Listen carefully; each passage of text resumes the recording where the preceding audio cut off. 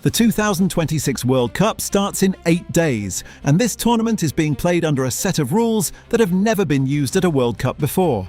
Covering your mouth during a confrontation is now a red card offence. VAR can now review incorrectly awarded corners.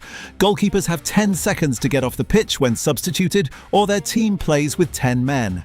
And a 5-second countdown can cost you possession if you waste time on a throw-in or goal kick. 8 changes, some sensible, some controversial, all of them affecting how this tournament plays out. This is 11 Field. Here is everything that is different about the rules at the 2026 World Cup. Let's start with VAR, which has been expanded in 4 meaningful ways for this tournament, all of them situations where, until now, the technology existed, but the rules did not allow it to intervene. First, VAR can now review an incorrectly awarded corner kick. If the ball came off an attacker and the referee mistakenly pointed to a corner, the review system can now flag it, as long as doing so does not significantly delay the restart. Second, attacking fouls that occur before a restart can now be reviewed. Previously, no foul could be penalised until the ball was live. Under the new rules, if a player commits an offence before a goal kick or free kick is taken and it leads directly to a goal or penalty, VAR can step in and recommend disciplinary action retrospectively.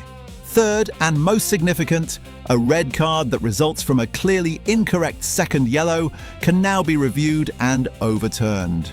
And fourth, cases of mistaken identity, to where a player receives a yellow or red card for a foul committed by a teammate, can now be corrected through the review process. Andy Davies, a former Premier League Select Group referee, describes these as sensible additions. As he puts it, they are all situations where it currently does not make sense that they cannot be checked.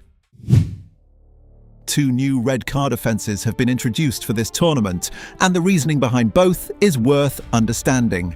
The first concerns players covering their mouth with a hand, arm, or shirt during a confrontation with an opponent. This rule exists because of a specific incident: the confrontation involving Benfica winger Gianluca Prestiani and Real Madrid's Vinicius Junior in this season's Champions League, where the possibility of racist language being directed at Vinicius was obscured because the player's mouth was covered. Under the new regulation, if there is any hint of confrontation and a player covers their mouth, the referee can issue a red card. The rule carries one important nuance. If the conversation is clearly friendly, there is no offence. The confrontational context is what triggers the sanction. The second new red card scenario addresses players who leave the pitch in protest over a refereeing decision.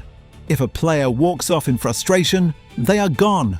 The same applies to coaching staff who instruct players to leave the pitch.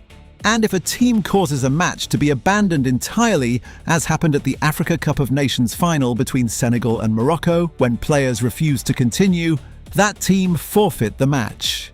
Davies describes this as necessary. The game has to be protected from the kind of situation that damaged the image of the AFCON final. The remaining changes are largely aimed at eliminating time wasting, and they are more substantial than they might first appear.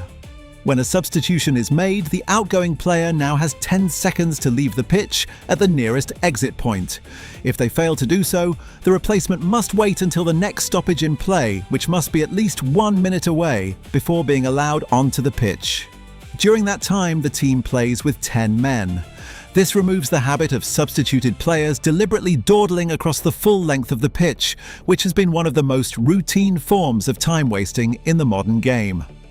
The 5-second restart rule targets goalkeepers and outfield players who delay throw-ins and goal kicks. When the referee judges that a player is taking too long, they raise their hand and begin a countdown. If the ball is not in play by the time 5 seconds have elapsed, possession is reversed. The team that was supposed to restart loses the ball.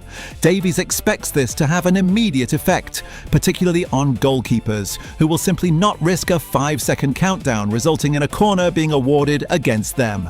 On injuries, outfield players who receive treatment from medical staff must now leave the pitch for a full minute before returning. Davies is openly critical of this one. noting that 1 minute disadvantages a team unfairly and that the Premier League's own 30-second version worked considerably better. Goalkeepers, meanwhile, can no longer serve as tactical timeouts. Players will not be permitted to wander to the touchline for instructions when the goalkeeper goes down. Though there is no formal punishment for those who break the rule, it does represent IFAB acknowledging a problem that has been exploited systematically for years.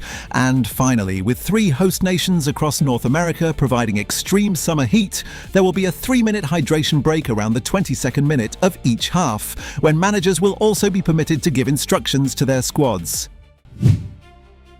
8 new rules, some long overdue, some genuinely controversial, all of them changing the way this World Cup is played and officiated.